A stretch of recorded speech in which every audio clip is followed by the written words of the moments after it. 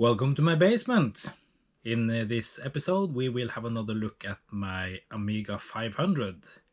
After using the machine for a while it started to smell fish.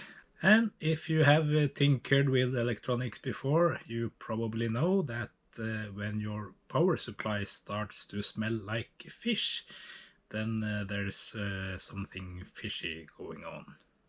Let's dive in and see if we can fix the problem.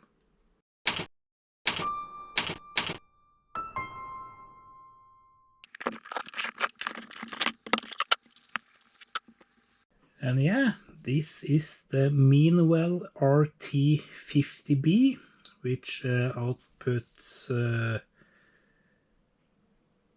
let me see if we have an overview here, plus 5 volts at 4 amps, plus 12 volts at 2 amps, and minus 12 volts at 0.5 amps.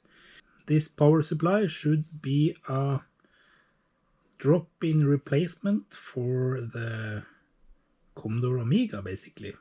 So yeah, let's see if it fits in the case.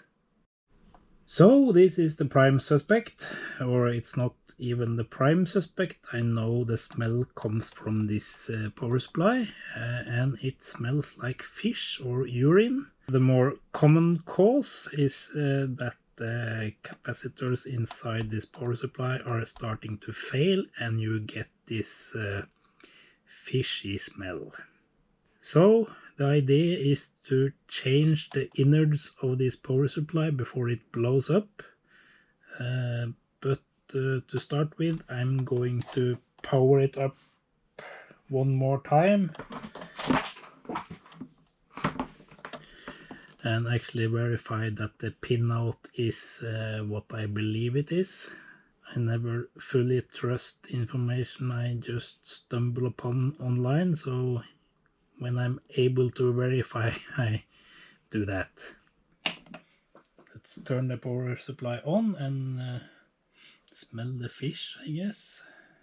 So we have plus 12 volts as the diagram says, and let's try to hit the center pin.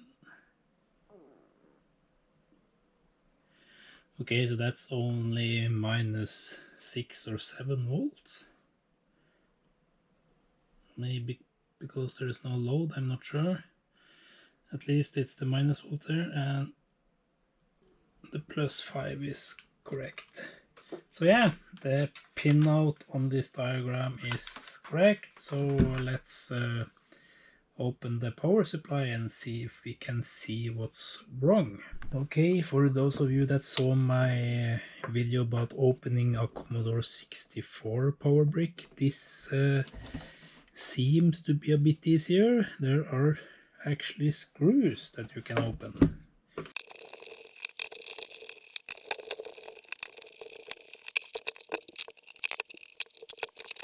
And it opens straight up. There are no epoxy at all.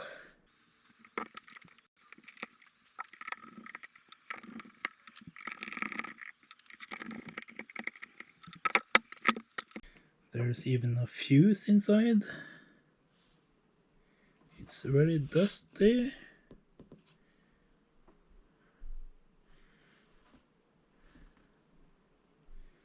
And the biggest capacitor looks okay, at least. So let's do a quick test. It's a bit more compact than the old one, but yeah, would be nice to have some sort of 3D printed bracket which I could screw in place, and I could glue or epoxy this one to the bracket and just screw the bracket in. But yeah, even though I can't see anything obviously about to explode, it really do smell like fish, and I know that is a symptom of a cap failing, so I will replace the entire innards of this power supply.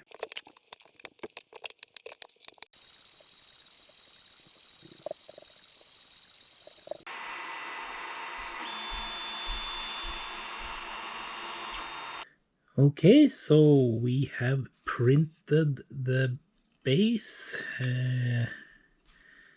which I will put the Meanwell power supply on top of, and it fits nicely in the case.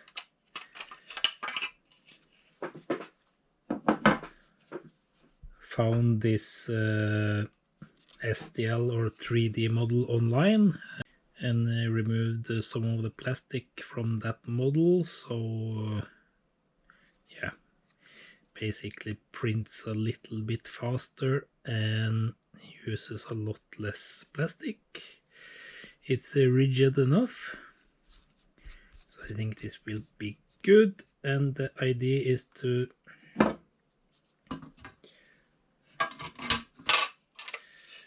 glue the Meanwell power supply on top of this base so I can remove it later if I need to. I'm guessing the Amiga will die before this one dies. So yeah, let's mount the 220 volt lines to the power supply and see where I should glue it in place.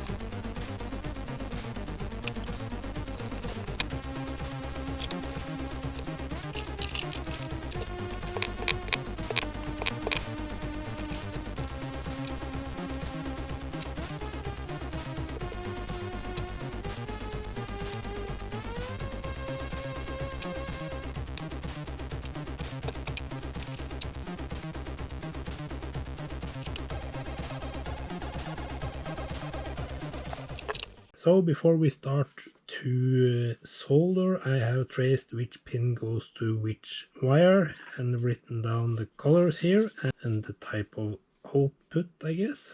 It's shield 12 volts, ground 5 volts and minus 12 volts.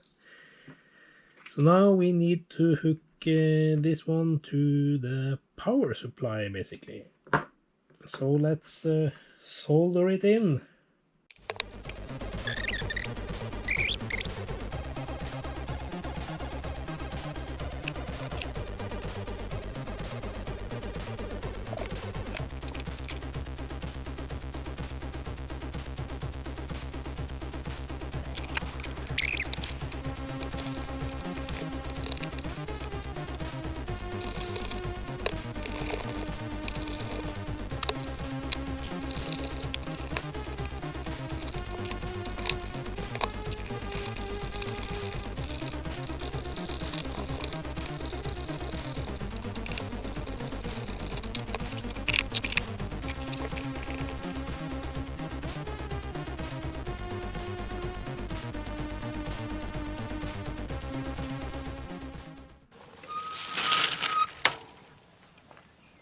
Okay, so for those of you screaming to the screen that I made an error, you are correct, of course. I hooked up both ground and shield to earth. That is not very helpful. So I will hook up ground to ground, and then it will probably work a bit better. But since people are so eager to show their mistakes, I thought I would show mine as well. The best part of it was that I actually had the data sheet up and looking at it, and I didn't even notice it.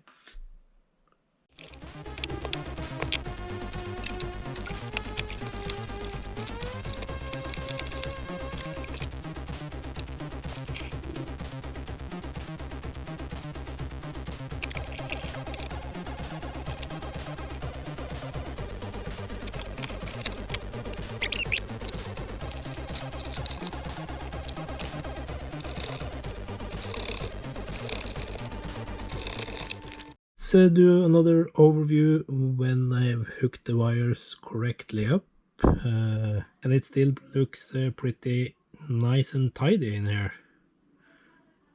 Hopefully it will work this time.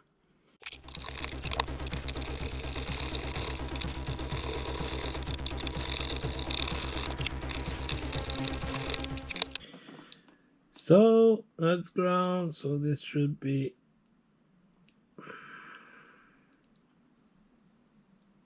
12 volts. It's a little bit low. I saw that when I tested the power supply because I thought there was something wrong. It's 11.2 actually, but the 5 volt rail is 5.01 and the minus 12 was also spot on, minus 12.16.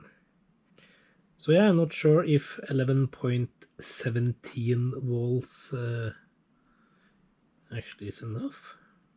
It sounds a bit low. Well, the pinout is at least correct, so let's try to power up the Amiga.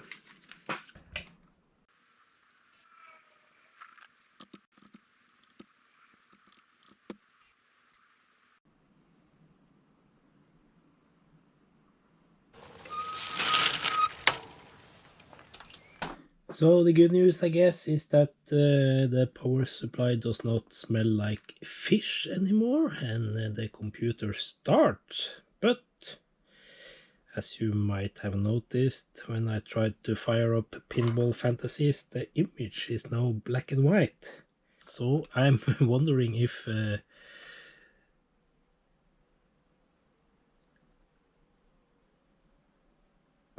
using this connector a little bit now has actually made the color signal disappear. So you're supposed to just wiggle this thing open. When I saw that, I thought it was a bit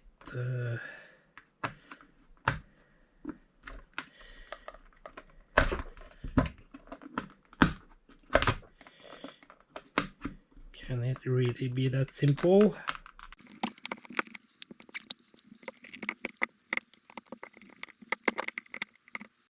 And yeah, it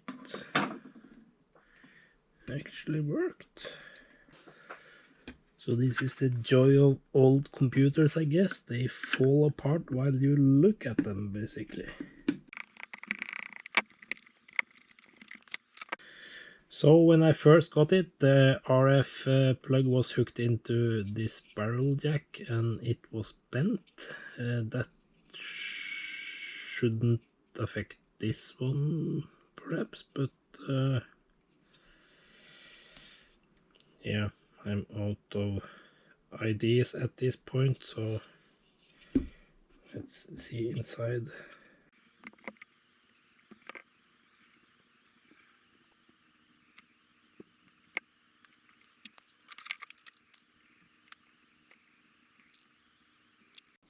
Let's just reflow this solder point.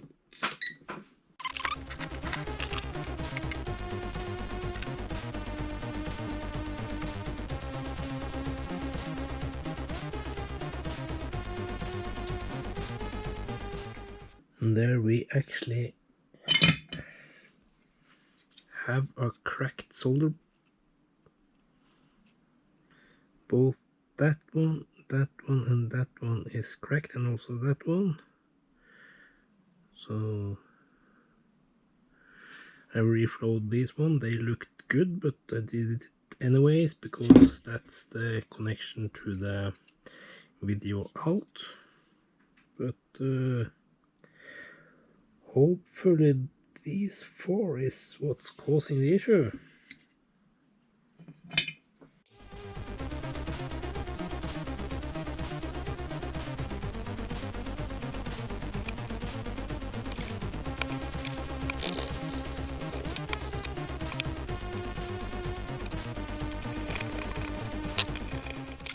Okay, so we have everything hooked up again. I haven't bothered to put the lid on the TV modulator in case it's something else than the broken solder points we found. Let's power it on and see if we get some color this time.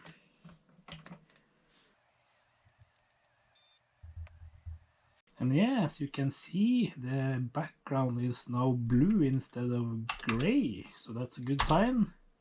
Let's power up Pinball Fantasies and see if we have some nice colors.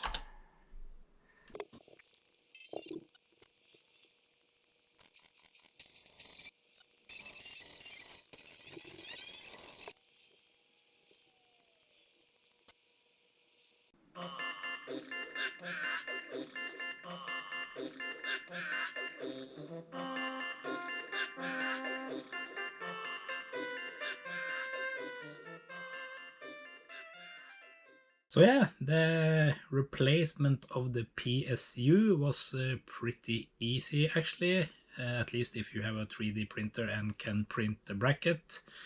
You could of course just epoxy it into the case itself, but it will be somewhat hard to remove it later if you need to do that. Also, we fixed the TV modulator.